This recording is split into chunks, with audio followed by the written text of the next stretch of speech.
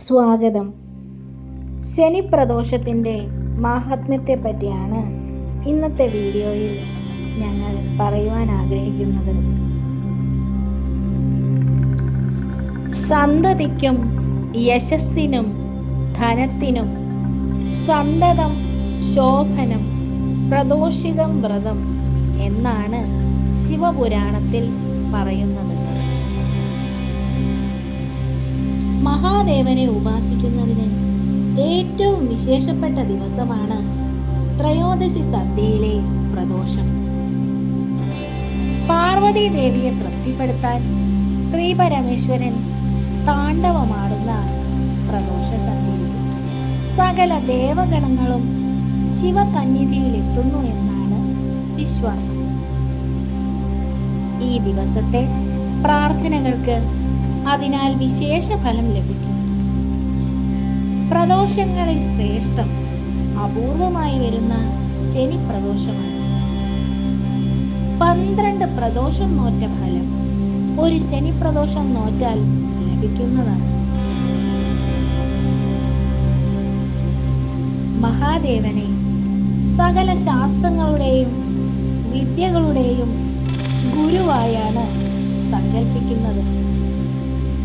വിദ്യകളുടെയെല്ലാം ദേവനായിരിക്കുന്ന മഹാദേവൻ ആനന്ദ നടനം ചെയ്യുന്ന സന്ധ്യാമുഹൂർത്തമാണ് പ്രദോഷം.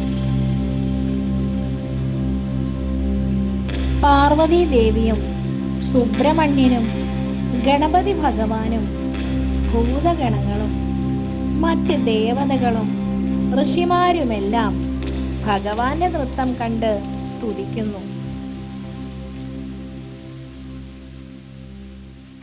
മൃത്യുദോഷം ഉൾപ്പെടെ എല്ലാ ദുരിതങ്ങളും ദുഃഖങ്ങളും അകറ്റുന്ന ദേവനായി ഭഗവാൻ ശിവനെ ആരാധിക്കുന്നു.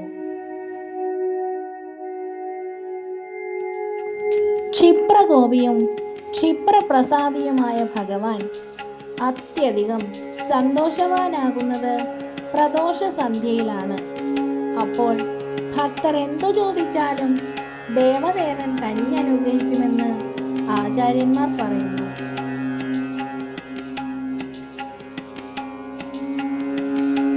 ത്രയോദശി തിഥി സന്ധ്യയ്ക്ക് വരുന്ന ദിനമാണ് പ്രദോഷമായി ആചരിക്കുന്നത്. ശിവപാർവതി ക്ഷേത്രങ്ങളിൽ അതിവിശേഷമാണ് ഈ ദിവസം. ഒരു മാസത്തിൽ 2 പ്രദോഷമുണ്ട്, കറുത്ത പക്ഷത്തിലും വെളുത്ത പക്ഷത്തിലും.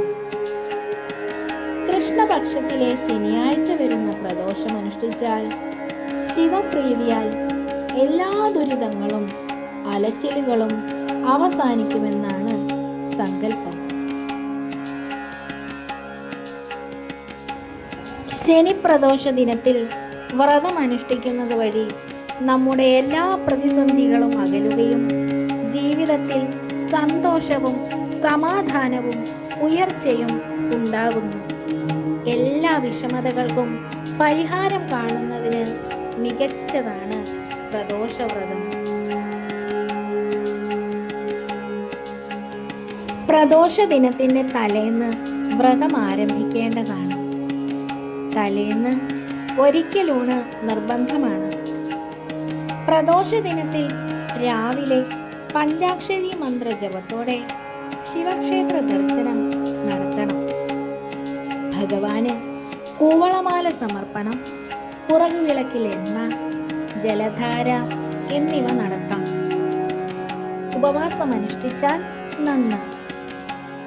സന്ധ്യയ്ക്ക് മുൻപായി കുളിച്ച് ശിവക്ഷേത്ര ദർശനം, പ്രദോഷ പൂജ, ദീപാരാധന ഇവയിൽ പങ്കുകൊള്ളണം. ഭഗവാന് കരിക്ക് നേദിച്ച് അതിലെ ജലം നമുക്ക് സേവിക്കാവുന്നതാണ്.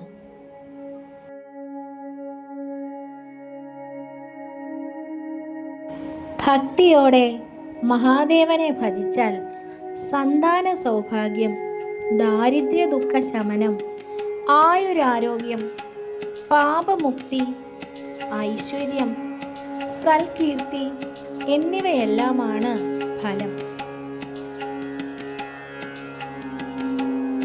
മഹാദേവന് ഏറ്റവും പ്രധാനം പഞ്ചാക്ഷരി മന്ത്രജപവും കൂവളത്തില സമർപ്പണവുമാണ്.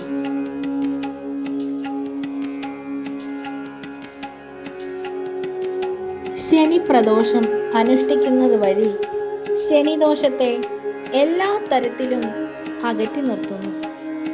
ഏഴര ശനി, കണ്ടകശനി, ജന്മശനി എന്നീ ദോഷങ്ങളെ പൂർണ്ണമായും ഇല്ലാതാക്കുന്നതിന് ശനി പ്രദോഷം അനുഷ്ഠിച്ചാൽ മതിയാവുന്നതാണ്.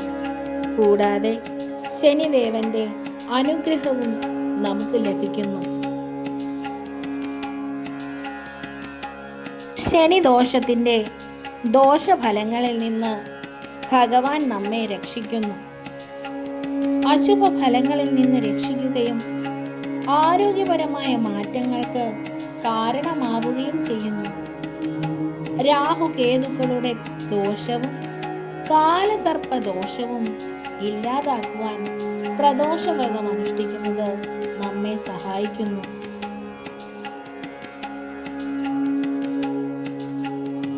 ദേവാദിദേവനായ മഹാദേവന്റെ അനുഗ്രഹം എല്ലാവർക്കും ലഭിക്കട്ടെ എന്ന് പ്രാർത്ഥിച്ചുകൊണ്ട് ഇന്നത്തെ വീഡിയോ അവസാനിക്കുന്നു. എന്നെ ശ്രവിച്ച എല്ലാവർക്കും നന്ദി. മറ്റൊരു വീഡിയോയുമായി വീണ്ടും വരാം.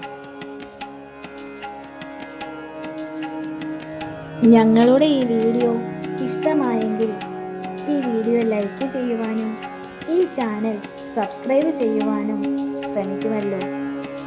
നന്ദി.